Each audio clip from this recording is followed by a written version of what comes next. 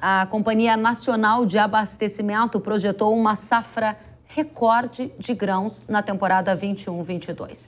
A expectativa é de uma produção de mais de 272 milhões de toneladas, apesar dos problemas climáticos registrados na safra verão. O destaque de produção está nas safras de inverno. O milho, segunda safra, o trigo e o sorgo, que deverão atingir os maiores volumes da história. A segunda safra de milho é estimada em 88,4 milhões de toneladas, a de trigo em 9 milhões de toneladas e a de sorgo em 3 milhões de toneladas. E o sorgo é uma das novas apostas do agro, é isso mesmo. O grão ele é usado na ração animal, principalmente frango. E uma das vantagens é que ele é mais resistente a períodos de estiagem. Há regiões em que a produção cresceu 362% na temporada. O caso de Mato Grosso do Sul. No Piauí, houve um incremento de 200% na produção. E na Bahia, quase 100%. Vamos aprofundar este tema com o gerente de acompanhamento de safras da Conab, Rafael Fogaça, que está conosco. Rafael, seja muito bem-vindo. Olá, Kellen. Obrigado pelo convite. Obrigada a você pela oportunidade de entendermos todo esse destaque do sorgo, né? A safra de sorgo do Brasil deverá atingir 3 milhões de toneladas. Isso representa um aumento de quase 45% em relação ao ciclo anterior. Por que o sorgo é a aposta do agro brasileiro? Quando nós estávamos fechando a safra de grãos este mês, o sorgo chamou a atenção porque agora já é a sétima maior cultura produzida no Brasil, né? Soja e milho são disparados na frente as maiores, depois arroz e trigo, nós temos caroço de algodão e feijão e logo depois o sorgo. O sorgo é uma cultura, como você mesmo mencionou, que ela tem uma aptidão a resistir a estiagens, mais do que outras culturas. Então ela é uma cultura que geralmente quando o produtor não consegue semear milho dentro de uma janela ideal, milho segunda safra, opta-se por semear sorgo, porque ele é mais resistente à estiagem, que é comum acontecer no Brasil após mês de abril, maio, em grande parte do Brasil central, né? Quase toda a região do Cerrado. Interessante. Há uma tendência de crescimento do sorgo daqui para frente? Quais regiões devem apostar mais na cultura, na sua avaliação? As regiões que mais plantam sorgo atualmente Goiás, é o maior estado produtor. Se juntar Goiás e Minas Gerais, produzem 2/3 da produção do país, mas nós temos produção de sorgo em vários outros estados, e como eu falei, devido à aptidão dele a ser mais resistente a estiagens, é mais comum você ver a implantação da cultura em regiões onde o regime climático não é muito favorável na segunda safra. Lembrando que a gente está estimando uma safra de 73 milhões de hectares, mais de 73, cerca de 51 milhões de hectares é o uso em primeira safra, e a gente tem aí pouco mais de 20 milhões sendo utilizado numa segunda safra para a produção de grãos. Não que os outros 30 milhões ficam parados, mas eles são dado outra destinação senão a produção de grãos, ou produção de uma pastagem de inverno ou algum outro tipo de cultura. Então a gente tem bastante potencial de crescimento nessas áreas.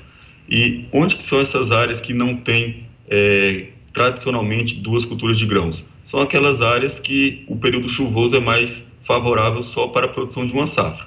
Na produção da segunda safra, o regime de chuvas já é mais irregular. E são nessas regiões que o sorgo tem mais aptidão para crescer a área. E onde seriam essas regiões? Somente ali região do Mato Piba e também a região centro-oeste. Interessante. A gente tem observado esse movimento também puxado por preços, né? O que está acontecendo com algumas safras. Vamos aqui posicionar nossa audiência em relação ao trigo. Vocês da Conab divulgaram nesta semana uma estimativa de safra recorde ao redor de 9 milhões de toneladas, e o incentivo para aumento de área de trigo no Brasil foi justamente o preço sobre o sorgo, que é justamente o nosso tema aqui. O mercado está garantindo rentabilidade? É uma tendência o preço garantir margens positivas a fim de estimular esse avanço na semeadura? O preço realmente foi um dos principais motivos para esse incremento de semeadura, né? Se a gente for só lembrar um histórico breve, a gente teve uma quebra de safra muito forte no ano passado no milho segunda safra, resultado de estiagem de geada. Isso fez com que o preço do grão de milho, que é o principal insumo para a ração animal, se elevasse. Aí, geralmente, o que acontece é que todos os substitutos do milho elevam de preço também. O sorgo, por ser um potencial substituto de milho na ração, né, você substitui parte do milho, você adiciona um pouco de sorgo para diminuir a quantidade de milho na ração animal. Então, todos esses produtos vão subindo de preço. O sorgo hoje é um produto que o preço dele geralmente é atrelado ao preço do milho, então entre 70% e 80% do valor. Então, esse aumento fez com que os produtores se motivassem a semear sorgo. E uma vez que se cria o canal de comercialização, né, as fábricas de ração, né, começam a dosar, a criar receitas de ração, fórmulas de ração com sorgo. Você tem o canal já criado, isso incentiva o produtor nos outros anos a aumentar a área. Sem falar que a gente tem destaques para esse incentivo. No Mato Grosso do Sul, por exemplo, a quantidade de aplicações que se faz de fungicida e inseticida no sorgo é bem menor do que no milho, né? O custo de produção, se pegar os custos de produção da Conab por hectare do sorgo, eles são inferiores ao do milho. E em Mato Grosso, existe até mesmo compra de sorgo por usinas de etanol. Então, uma vez que você tem vários canais de comercialização, uma dificuldade de um produtor de semear uma cultura seria depois ele vender essa comercialização. E a cadeia de comercialização do sorgo, a gente percebe que ela está ficando cada vez mais sólida, mais robusta. Interessante, então, por isso Rafael. Interessante, desculpa eu ter interrompido você, mas gostaria aqui de chamar a atenção da nossa audiência para informações que o Rafael nos trouxe.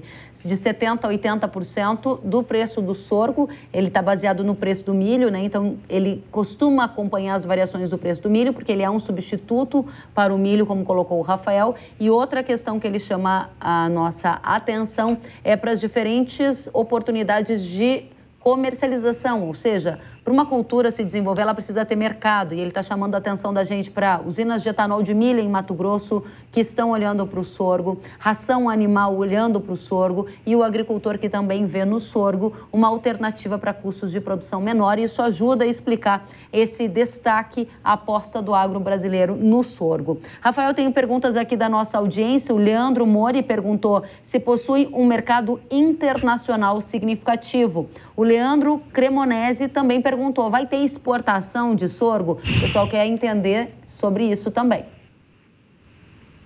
Olha, o sorgo é produzido em vários países do mundo, tá? É uma cultura produzida no mundo inteiro.